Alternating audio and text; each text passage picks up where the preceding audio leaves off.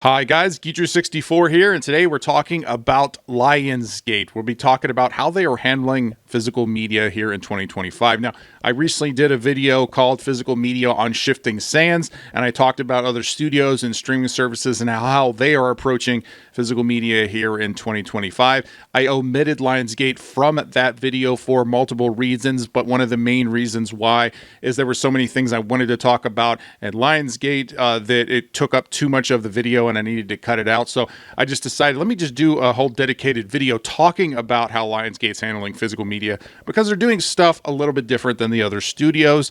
So that's why this video exists. I want to talk about the way they are treating their new release movies, how they were releasing those physically. I want to talk about their back catalog movies and how they were treating those.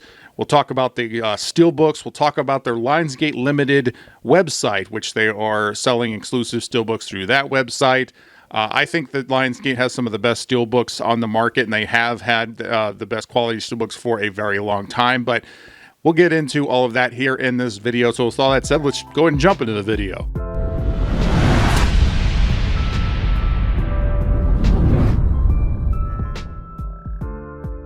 So before we really get into how they're handling everything here, I do want to showcase a few of my Lionsgate Steelbooks because, as I said, I'm a big fan of the quality of Lionsgate Steelbooks. I pulled a few off the shelf.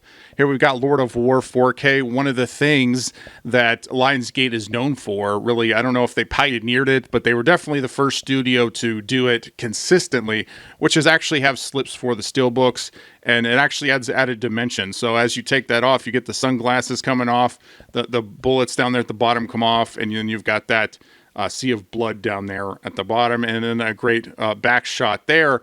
And, you know, that's really what's synonymous with Lionsgate's Steelbooks is these slip covers. There's a Ron Steelbook. I mean, look at this thing. That's just such a beautiful Steelbook. I am a big fan of their stuff. I think they choose great art. The Rambo Steelbook, First Blood, you know, just with the title coming off there. Expendables with the cigar coming off, the metallic skull there, and not only is it great art on the front, but also great art on the back. Terminator 2 with the there we go, man. Look at the Terminator skull there. Ender's Game, a pretty underrated movie in my estimation. You know, his suit comes off there. And the wraparounds are really nice for these two.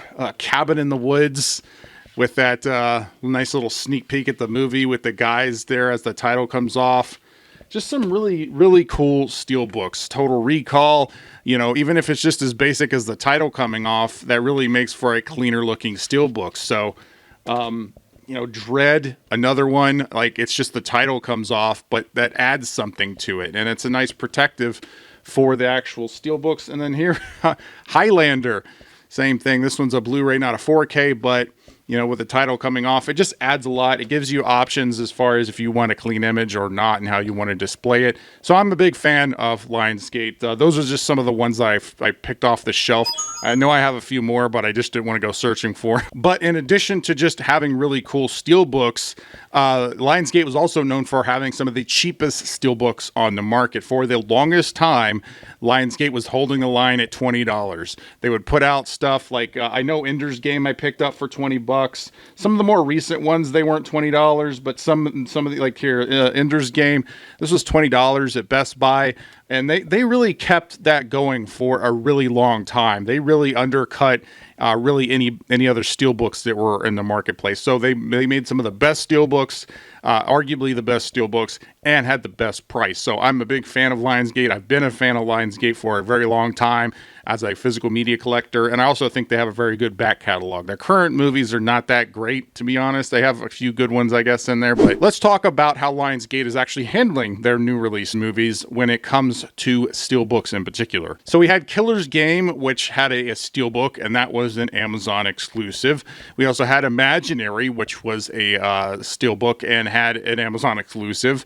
And Kill, which was a Steelbook, also an Amazon exclusive. Ministry of Ungentlemanly Warfare, Steelbook, stay with me, Amazon exclusive. Borderlands, it had an Amazon exclusive. It also had a wide release steelbook. So there are actually 2 steelbooks released for Borderlands, but the one of them was an Amazon steelbook. And then Flight Risk, the most recent Lionsgate release, stay with me, Amazon exclusive. So basically, how they were releasing their steelbooks for their new release movies is as Amazon exclusives. The only variation of this that I could find within the last year was Stranger, which had a Walmart exclusive steelbook. However, Lionsgate only handled the distribution for that movie. It didn't produce that, so I think that was the differing factor from the other movies. So in general, Lionsgate's approach seems to be with the new releases is making it an Amazon exclusive. And Lionsgate does general wide releases for their DVD, Blu-ray, and 4K, so you can find those out there.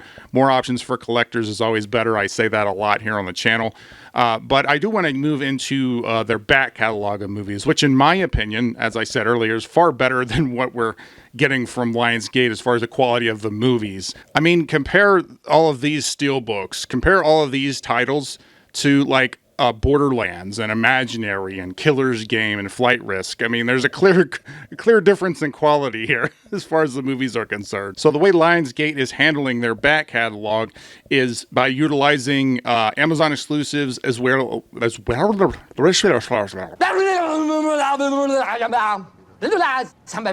the heck was that? Let's try it again. Take 2. So the way Lionsgate is handling their back catalog is by utilizing Amazon exclusives as well as their own website, Lionsgate Limited. Now, there doesn't seem to be any rhyme or reason as to what makes them decide what's going to be an Amazon exclusive steelbook versus what's going to be a Lionsgate Limited steelbook. So let's look at what we've gotten over the past year in regards to steelbooks and how they've released them. So for Amazon, the general price here has been $35. You had Snowpiercer there, which I actually still want to get. The Last Witch Hunter with Vin Diesel. Forbidden Kingdom, which is another one I do want to get. Plane, which is about to release. Law Abiding Citizens, which releases next month. That one was just announced not that long ago. These are Amazon exclusive steelbooks. They're all Lionsgate, and they're all priced at $35. That is a big price increase from the $20 that they sold them at for a very long time. Now, $35, I would say, for an older movie, I would be, I think a $30 price tag is better for that. Galaxy Quest had a 4K release that was put out by Paramount. That one had a $25 price point.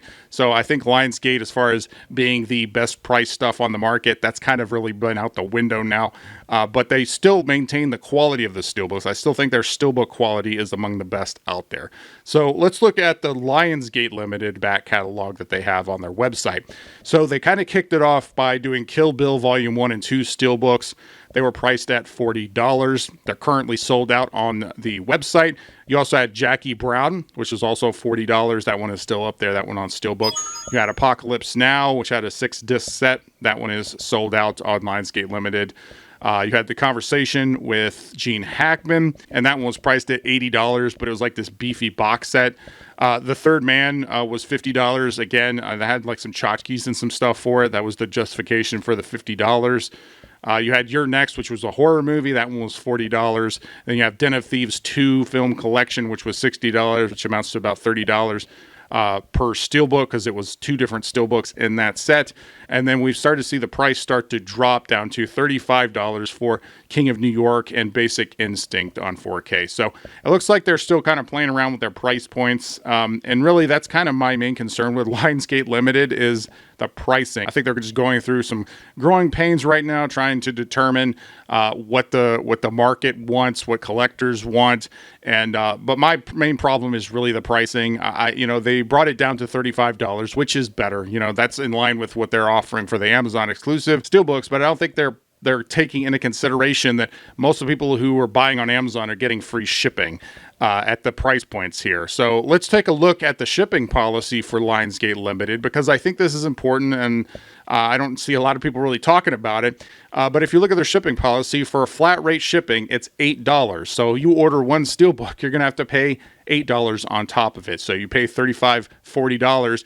You're going to have to tack on $80 there. They have an expedited shipping in $20. I don't imagine many people are using that. And you do get some free shipping, but you have to spend over $100 in order to get that. Additionally, you are unable to modify or refund any orders after you've placed it. So there's no refunds. All sales are final on Lionsgate Limited. And if you pre-order stuff, if you pre-order multiple titles that come out at different times, so if you pre-order, for instance, what's coming out, like King of New York and Basic Instinct, I'm not sure if their releases are the same, but let's say that they're a couple weeks apart. They're going to hold King of New York and ship it when Basic Instinct comes out because you ordered both of those at the same time. So again, it's $8 for shipping. If you take a $35 price tag, $8 plus, it's going to be $3 to $5 for tax, depending on where you are, maybe even more. Who knows? So ultimately, you're looking at like $45, $47 for one single steelbook that you're ordering through Lionsgate Limited. And the other issue here is that you have no option to modify or cancel your order through Lionsgate Limited after you've put it in.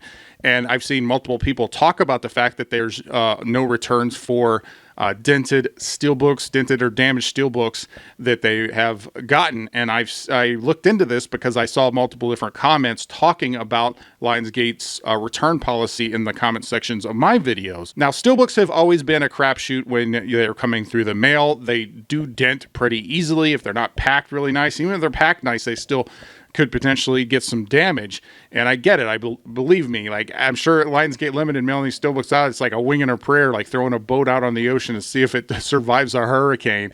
But ultimately, if you as the customer paying $45, $50 plus for a steelbook, I don't think it's unreasonable to expect a replacement if you get it and it's damaged in the mail. So let's look at how they actually word their exchange policy here. And this is again from their website. All Lionsgate Limited sales are final.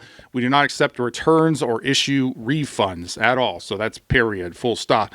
For any issues with your order, please contact us within 30 days for resolution. That's standard. If not contacted within 30-day window, we can't guarantee any resolution due to limited inventory.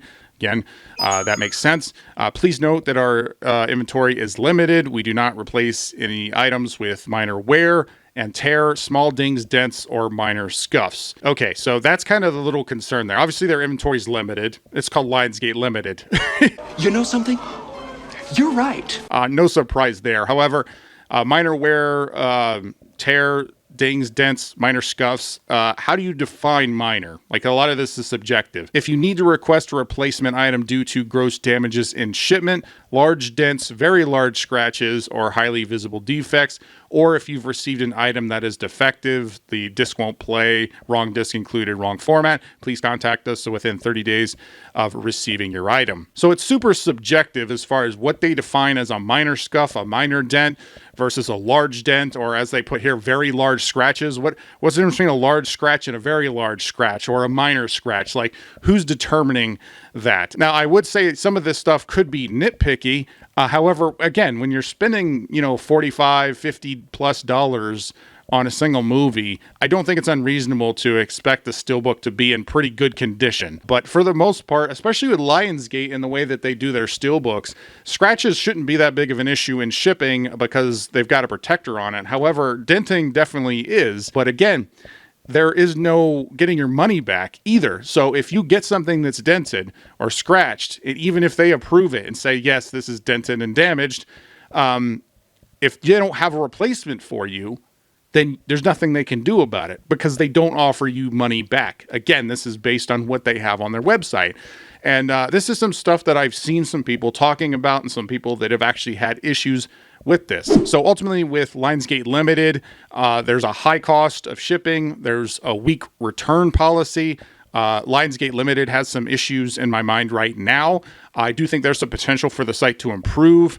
It's still early. It's only been around a few months now at this point. It just started this year, I believe, with the Kill Bill and Jackie Brown really being the first things that wide release is being put on there. So it's really early. I feel like they're in the testing phase right now. They're kind of gauging market interest and messing with price points and what they're releasing. Again, there doesn't seem to be much rhyme or reason to why they're deciding Amazon over Lionsgate Limited releases, at least none that I can tell.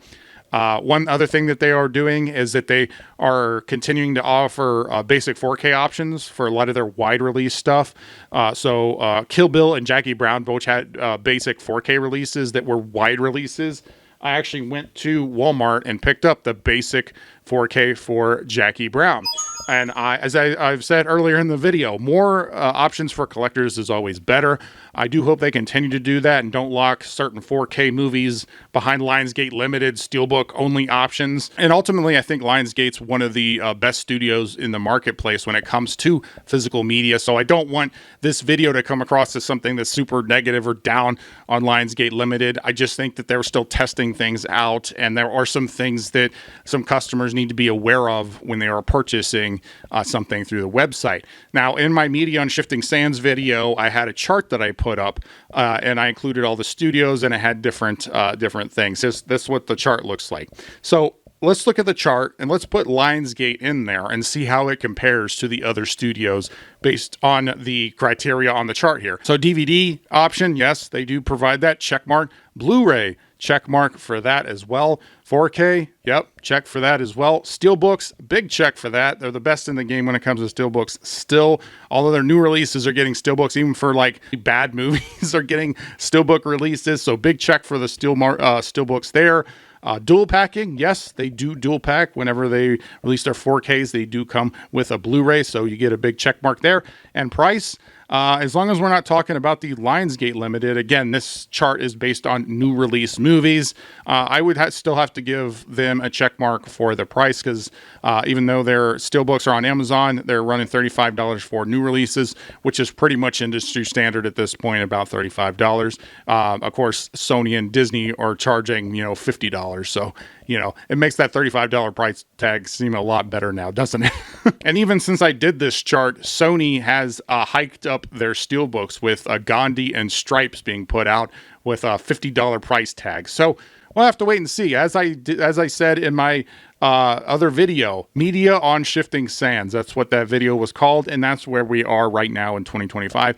There's a lot of movement, a lot of changes with different studios, trying different things, testing different things. As a physical media guy, I have a lot of respect for Lionsgate, not just over the years, but even now when they're trying stuff with their Lionsgate Limited, even though I have issues with some of the things with Lionsgate Limited. I appreciate the fact that they're trying something new, then they're sticking with physical media, and that they continue to put out quality Steelbooks. But overall, let me know what you guys think about Lionsgate in the comments below. Do you like the Steelbooks as much as I do? Do you think they're like the best Steelbooks out there?